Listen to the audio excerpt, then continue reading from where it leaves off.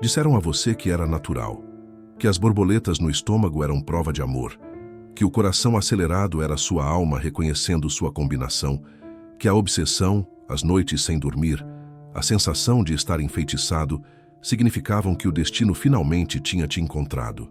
Mas Carl Jung te diria algo muito diferente.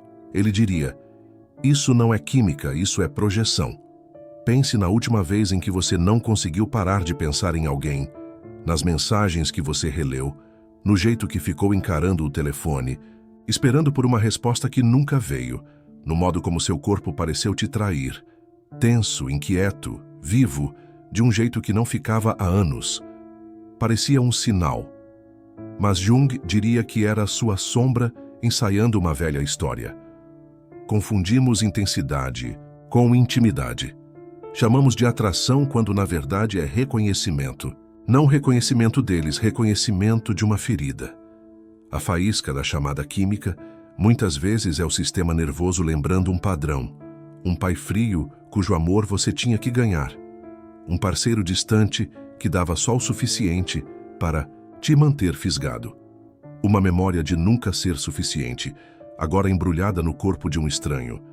E porque parece familiar, parece certo.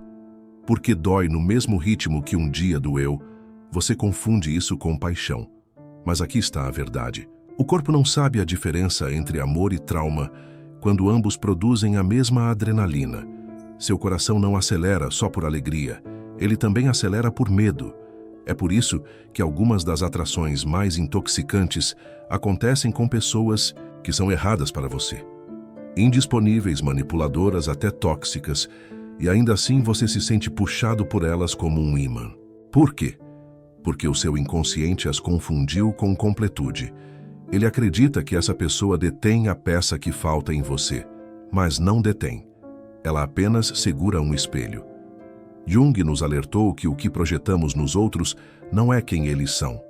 É quem perdemos, suprimimos ou negamos dentro de nós. Quando você deseja alguém a ponto da obsessão, muitas vezes está perseguindo o seu próprio reflexo, a parte de você que estava escondida na sombra. Então, o que você chama de química muitas vezes não é um sinal de destino. É uma reencenação. É sua psique tentando terminar uma história inacabada, vencer uma batalha que você perdeu na infância, reescrever um roteiro que um dia te deixou impotente. É por isso que a atração parece tão forte. Não é sobre eles, é sobre você. Sua dor, sua ferida, sua sombra. E até você reconhecer isso, continuará confundindo adrenalina com afeto. Continuará chamando caos de conexão. Continuará se apaixonando por pessoas que incendeiam seu sistema nervoso e depois se perguntará por que sempre se queima. Este é o mito da química. Não é magia, não é amor, é projeção. E quanto mais cedo você enxergar isso pelo que é, mais cedo poderá parar de ser seduzido pela sua própria sombra. Carl Jung acreditava que dentro de todo homem vive uma mulher invisível, e dentro de toda mulher vive um homem invisível. Ele os chamou de anima e animus, não personagens imaginários, mas forças, correntes vivas no inconsciente, sombras daquilo que negamos, suprimimos ou nunca desenvolvemos em nós. A anima é o feminino escondido no homem. O animus é o masculino, escondido na mulher. Eles são as metades inacabadas da psique, e quando ignorados não ficam em silêncio. Eles se erguem, caminham até você na forma de outra pessoa. Pense nisso. Por que você é atraído por certos traços com uma forma quase irracional? A mulher acolhedora que parece oxigênio, o homem poderoso que irradia certeza, o estranho misterioso cuja presença parece um feitiço. Nem sempre é por eles que você é atraído. É pelo fantasma dentro de você, refletido de volta através dos olhos deles. Jung disse: a atração funciona como um espelho. Quando você encontra alguém que incorpora seu oposto oculto, seu inconsciente acende como fogo. Ele sussurra: ali está o que te falta. Persiga isso, precise disso, venere isso. E de repente, você confunde reflexo com realidade. É por isso que a ânima e o ânimos parecem marionetistas. Eles puxam fios que você nem sabia que tinha. Eles te seduzem não com quem a pessoa realmente é, mas com a ilusão de que ela é a peça que falta da sua alma. Imagine um homem que nunca abraçou sua sensibilidade, sua vulnerabilidade, sua profundidade criativa. Quando ele encontra uma mulher que carrega esses traços abertamente, sua psique não apenas a admira, ela se ajoelha. Não porque ela seja a escolhida, mas porque ela é o espelho daquilo que ele abandonou em si mesmo. Ou imagine uma mulher que nunca reivindicou sua força, sua assertividade e sua clareza. Quando ela encontra um homem que encarna esses traços com facilidade, ela sente o puxão do destino. Mas não é destino, é projeção. Seu ânimos vestindo a pele de outra pessoa. E aqui está o perigo. Quando você se apaixona por sua ânima, ou por seu ânimos por meio de outra pessoa, você não está se apaixonando por ela. Você está se apaixonando pela sua parte inacabada, a parte que ficou esperando em silêncio, implorando por reconhecimento, disfarçando-se de desejo. É por isso que a atração pode parecer ao mesmo tempo mágica e enlouquecedora, porque o inconsciente não se importa se a pessoa é boa para você. Ele só se importa que ela acenda o espelho, mesmo que esse espelho te leve direto para a obsessão, o caos ou o desespero. A ânima e o ânimos não são seus inimigos, são guias, mas se você não os vê pelo que são, continuarão te seduzindo por meio de outros, te enganando para confundir saudade com amor e projeção com destino. A verdade é que a pessoa que você está perseguindo pode não ser sua alma gêmea. Pode ser apenas sua sombra disfarçada, uma máscara usada pelo fantasma do seu eu inacabado. Há um ponto em que a atração deixa de parecer escolha e começa a parecer correntes. Você diz a si mesmo que está no controle, que poderia ir embora se quisesse, mas a verdade é, você não pode. Não porque eles estejam te segurando, mas porque algo dentro de você se recusa a soltar. Esta é a armadilha da obsessão. Não importa o quão inteligente você seja, o quão autoconsciente, o quão experiente. Quando o desejo cruza um certo limiar, ele se comporta menos como paixão e mais como dependência. Pense nisso. Os pensamentos acelerados que você não consegue desligar, o jeito que seu corpo espera a mensagem deles como uma droga, o pico de euforia quando te dão atenção e a queda no vazio quando a retiram. É um ciclo tão implacável quanto qualquer dependência química e ainda assim romantizamos isso. Chamamos de química, destino, sorte, mas Jung diria que não é nada disso. É uma armadilha de projeção.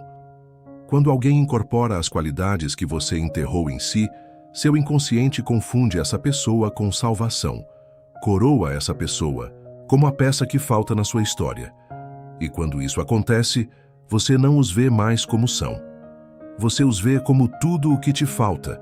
Você lhes entrega seu valor, sua esperança, sua fome e depois se pergunta por que se sente impotente. É por isso que as pessoas ficam em relacionamentos tóxicos muito depois de a lógica mandar partir, porque perdoam traição, desculpam crueldade e se agarram à esperança mesmo quando isso as destrói. Não é fraqueza. É o inconsciente, acorrentando-as a um espelho. Jung alertou que a obsessão não é sobre a outra pessoa, é sobre você. É a sua ferida tentando se completar por meio de outra pessoa. E feridas são teimosas. Elas não soltam fácil. Elas exigem reencenação, até que você finalmente as confronte. Imagine um homem que jura que nunca voltará para a mulher que o humilha, mas no momento em que ela liga, sua resolução desmorona. Ele não é atraído pela bondade dela. Ele é atraído pelo caos que ela encarna. Um caos que parece lar. Ou imagine uma mulher que sabe que um homem é manipulador, distante, cruel. Seus amigos a alertam, sua família implora para que ela vá embora, mas ela não consegue. Porque toda vez que ele se afasta, seu corpo confunde o pânico com paixão. Cada rejeição a faz perseguir ainda mais, como um dia ela perseguiu o amor que nunca recebeu na infância. Este é o puxão de enfeitiçamento que Jung descreveu. Você não está se apaixonando por uma pessoa, está caindo na sua própria sombra. E aqui está o perigo. A obsessão se disfarça de devoção. Convence você de que a intensidade prova que é real. Mas intensidade não é prova de amor. é prova de cativeiro. A obsessão te reduz a um fragmento de si. Ela passa por cima da lógica, silencia a intuição e escraviza suas escolhas. Mantém você perseguindo um fantasma, confundindo a descarga de adrenalina com o toque do destino. E, até que você veja isso pelo que é, continuará chamando correntes de paixão, sem perceber que quanto mais impotente você se sente no amor, mais é a sua sombra que está no controle. O desejo deveria aproximar as pessoas, mas nas mãos erradas torna-se uma arma. Carl Jung alertou que a atração nem sempre é inocente. Às vezes é estratégia, às vezes é dominação disfarçada de romance. Porque aqui está a verdade, que a maioria se recusa a encarar. No momento em que alguém sabe o que te move, essa pessoa sabe o que te controla. E a sedução, consciente ou inconsciente, explora essa lei com precisão arrepiante. Muitas mulheres, sem jamais estudar psicologia, aprendem instintivamente que a forma mais poderosa de controle não é a agressão, é o reflexo. Elas não conquistam pela força, conquistam tornando-se o espelho. Um homem que nunca encarou anima seu lado feminino oculto, haverá diante de si como uma revelação. Ela parece encarnar sua delicadeza, seu mistério, sua criatividade. Ela reflete exatamente as qualidades que ele exilou há muito, e porque as reflete, ele se sente inteiro na presença dela. Mas isso não é inteireza, é vantagem, porque, se ela escolher desempenhar esse papel consciente ou não, ele se renderá. Ele chamará isso de amor, mas é só projeção. Jung entendeu isso com clareza aterradora. Aquela que você chama de alma gêmea pode ser apenas a atriz interpretando seu roteiro inconsciente. Mas não são só as mulheres. Homens também transformam o desejo em arma, só que com uma tática diferente. Onde o espelho seduz com reflexão, o homem seduz com distância. Ao oferecer intensidade em rajadas e depois se retirar, ele cria um ritmo de fome e recompensa. Um ritmo que o sistema nervoso confunde com paixão. Pense no homem carismático e magnético que sabe iluminar um ambiente, mas nunca se entrega por completo a uma pessoa só. Ele brilha forte o suficiente para te fisgar e desaparece tempo suficiente para te fazer perseguir. E quanto mais você persegue, mais poderoso ele se torna. É por isso que tantas mulheres se apaixonam por homens frios, distantes, até cruéis.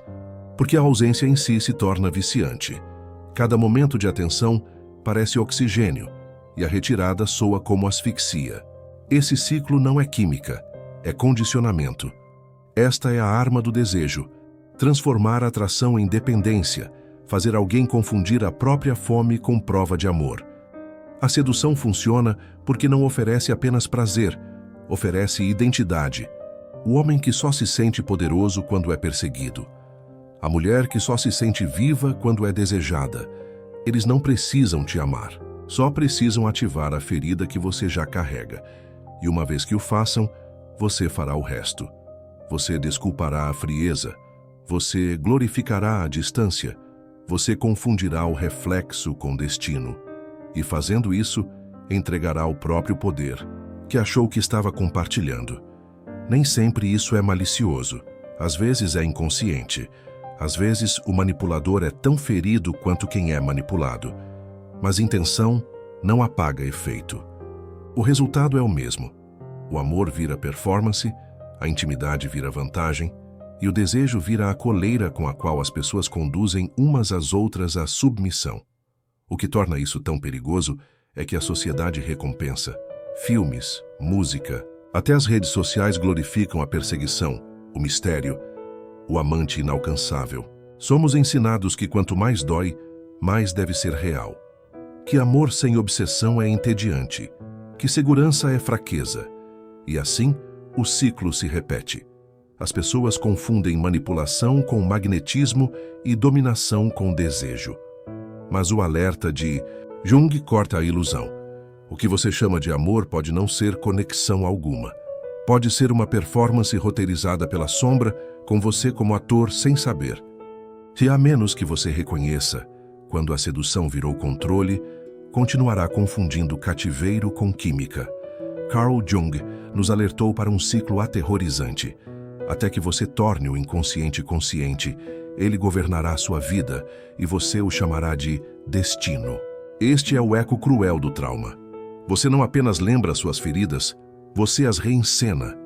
Você as repete esperando desesperadamente que desta vez a história termine diferente. Os psicólogos chamam isso de compulsão à repetição, mas soa como atração. Parece destino, parece amor. Havia um homem brilhante e realizado, respeitado por todos. Para o mundo, ele tinha tudo. Mas em privado, sua vida amorosa era um cemitério de desilusões.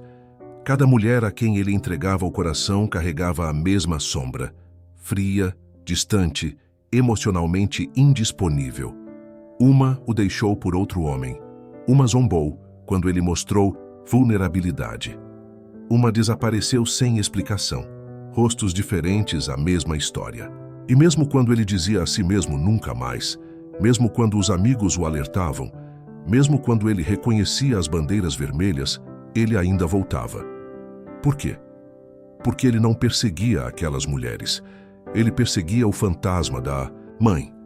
Menino cresceu numa casa onde o amor era retido, onde o elogio era racionado, onde o afeto era um prêmio raro que você tinha que ganhar. Então sua psique foi treinada de acreditar que amor sempre precisa ser conquistado, que rejeição é só outra palavra para desafio, que ser invisível é prova de que você não é suficiente. E agora, como homem, toda mulher que o fazia se sentir invisível acendia aquela ferida antiga. A ferida sussurrava: aqui está a sua chance de finalmente ganhar o amor que você perdeu. Mas era mentira. Ele não estava se apaixonando por elas. Ele estava caindo na repetição, no eco do trauma. Havia uma mulher, bonita, inteligente, magnética. Ela podia ter escolhido estabilidade, gentileza, devoção. Mas esses homens a entediavam. Ela só se acendia com os que retinham afeto, os que eram dominantes, imprevisíveis, emocionalmente cruéis. Ela se perguntava repetidas vezes: por que só me atraio por homens que me machucam? A resposta estava escondida em seu primeiro coração partido. Seu pai. Um homem que provia, mas nunca se conectava. Que oferecia proteção, mas não presença.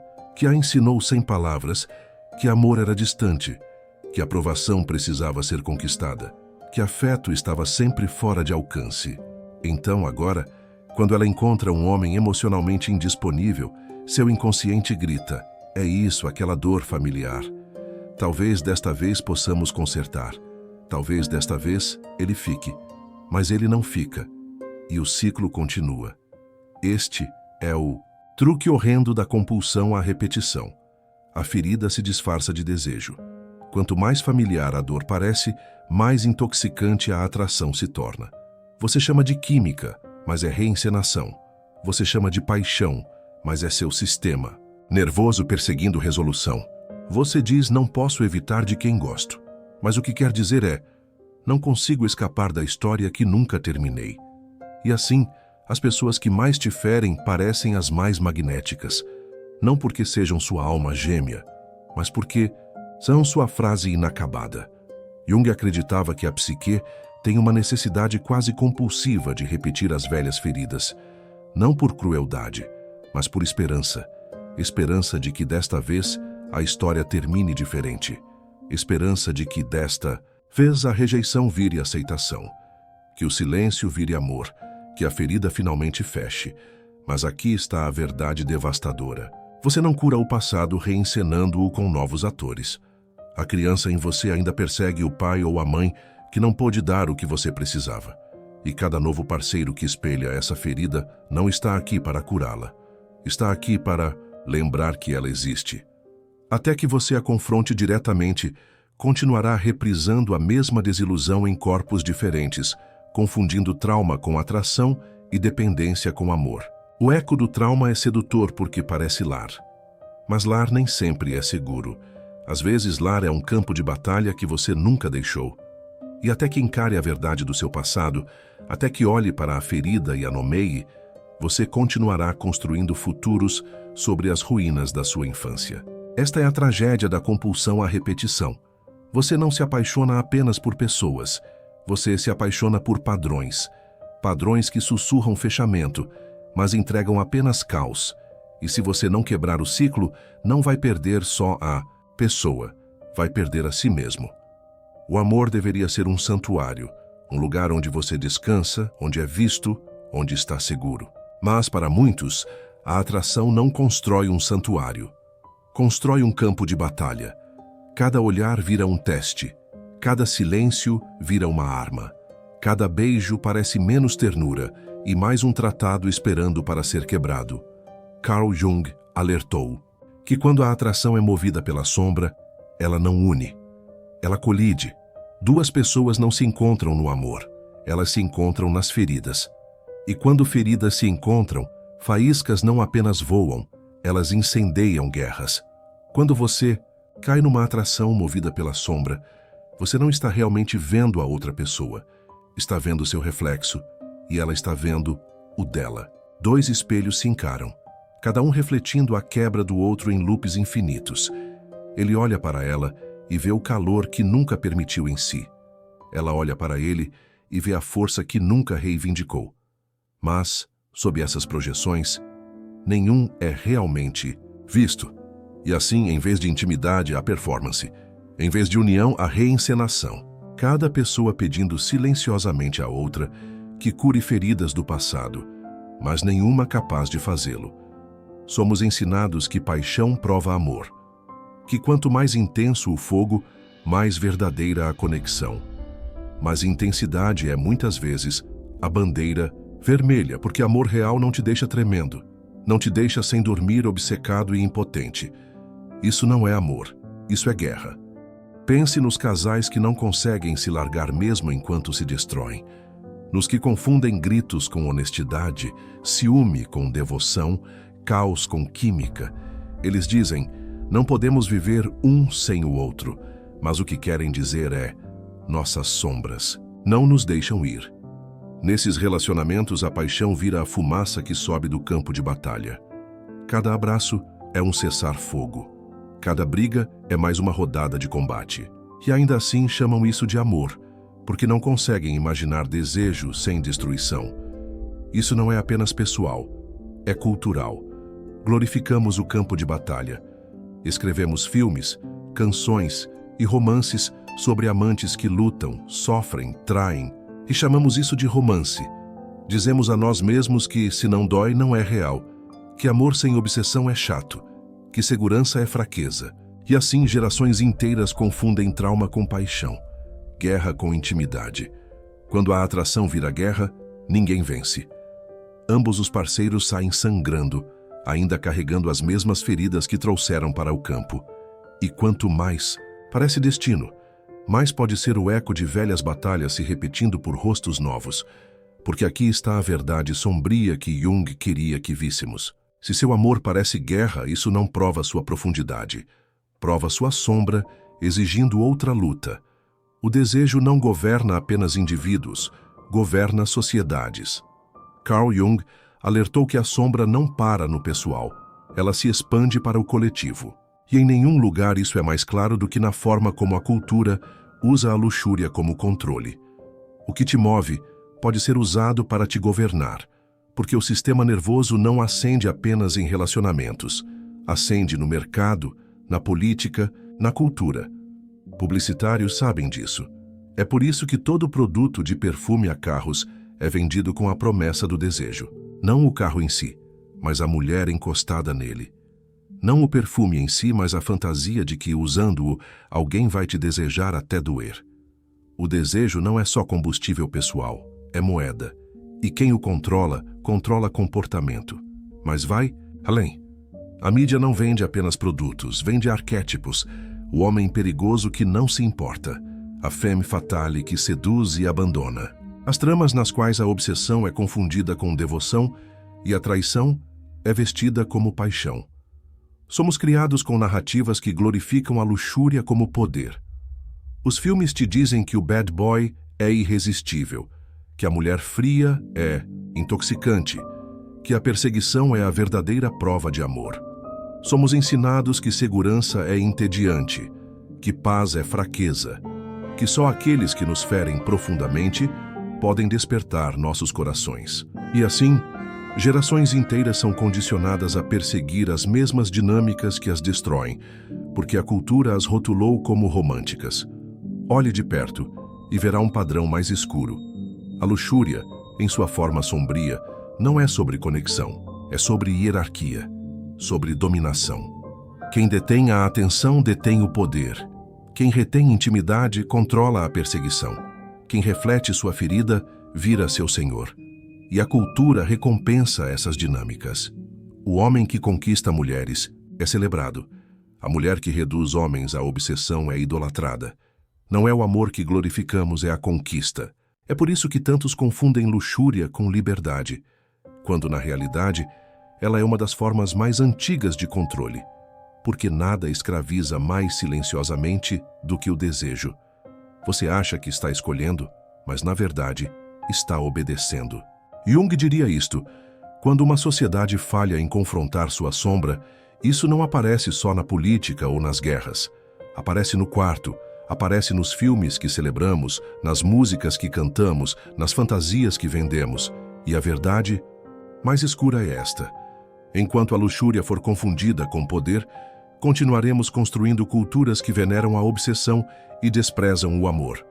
Continuaremos alimentando sistemas que lucram com o nosso vazio. Continuaremos criando gerações que não sabem a diferença entre química e correntes. Porque no fim, a luxúria, em sua forma sombria, não é intimidade, é manipulação. Não é libertação, é controle. Se a sombra pode te seduzir até a obsessão, então a única saída verdadeira é consciência. Não negação, não repressão. Consciência. Carl Jung chamou isso de caminho da individuação, o processo de se tornar inteiro integrando as partes de si que você um dia enterrou. Porque aqui está a verdade.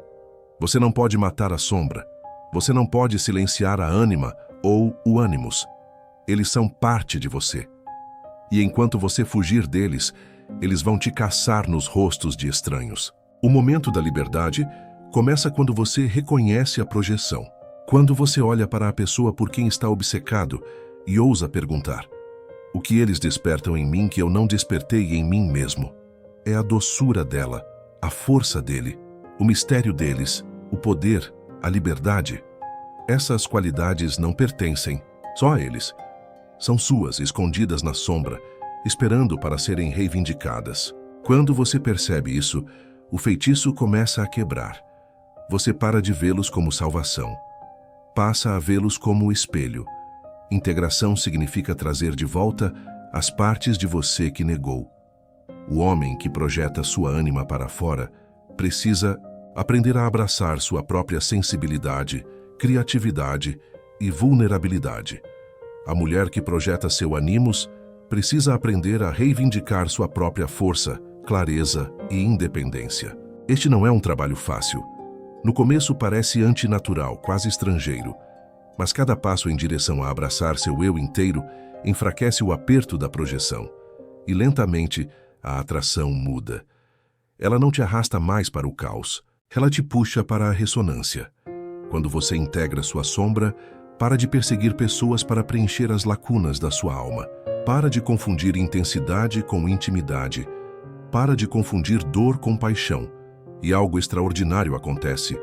Você começa a escolher diferente. Você não é mais atraído por quem reflete suas feridas. É atraído por quem reflete sua cura. O amor para de ser um campo de batalha. Torna-se um santuário. Porque quando você se conhece, quando assume sua sombra em vez de terceirizá-la, você não precisa mais de alguém para te completar. Você já está inteiro, e a partir dessa inteireza, o amor deixa de ser uma busca desesperada. Passa a ser uma escolha deliberada, não uma jaula, não um contrato, mas liberdade. Jung nunca nos disse para temer a atração. Ele disse para entendê-la, porque só assim o desejo deixa de ser uma armadilha e passa a ser um professor. A sombra não precisa te escravizar. Ela pode te guiar. Pode apontar para os lugares dentro de você que ainda esperam por luz. E quando você traz essas peças de volta para casa, descobre um amor que não nasce das feridas, mas da inteireza. Esta é a saída da armadilha, não rejeitando o desejo, mas recuperando a si mesmo. Nos ensinaram que o amor deve tirar nosso fôlego, que deve parecer caos, fogo, a tempestade pela qual esperávamos. Mas e se isso não for amor? E se isso for apenas a sombra vestindo o trauma com a fantasia da paixão? Porque aqui está o paradoxo que Jung apontou. A luxúria muitas vezes parece caos, o amor real parece quietude. E para a psique traumatizada, quietude é insuportável. Parece vazio, parece tédio. Paz é estrangeira quando seu sistema nervoso foi treinado na guerra. Segurança parece errada quando o perigo sempre foi seu normal. Calma parece suspeita quando a desilusão foi sua professora. Então, quando o amor finalmente chega, estável, gentil, consistente, você não o reconhece. Você deseja a tempestade, sem perceber que a tempestade era a ferida o tempo todo. A luxúria acelera seu coração, mas o amor o desacelera. A luxúria te mantém acordado à noite, mas o amor te deixa dormir. A luxúria te faz sentir viciado, desesperado, assombrado. O amor te faz sentir enraizado, inteiro, livre. A diferença não está na intensidade, a diferença está na verdade. Porque a luxúria sem cura é projeção, mas o amor após a integração é realidade. Se você passou anos no campo de batalha do desejo, a paz parece o silêncio depois da guerra, desconhecida até assustadora. Mas Jung lembraria: a sombra se repete até ser encarada. O que significa que toda vez que você se sente atraído pela tempestade, você não está se apaixonando. Você está caindo de volta na repetição. E toda vez que você desconfia da paz, na verdade está de pé no limiar do amor real. Você não atrai o que quer. Você atrai o que não curou. E é por isso que o caos pareceu magnético. Não é seu destino. É sua ferida tentando ser vista. Mas uma vez que você traga essa ferida para a luz, uma vez que integre o que negou, você descobrirá que o amor mais poderoso não é o que queima, é o que liberta. Ele não te deixa tremendo, implorando ou questionando o seu valor. Ele se senta ao seu lado como um espelho da sua cura, dizendo em silêncio: você já é inteiro. E nessa inteireza, o amor não é um campo de batalha, não é obsessão, não é corrente. É um santuário, o lugar que sua alma procurava muito antes de confundir caos com química.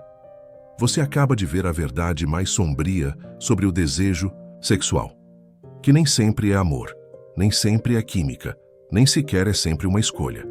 Às vezes é a sua sombra puxando os cordões. Às vezes é a sua ferida exigindo outra reencenação.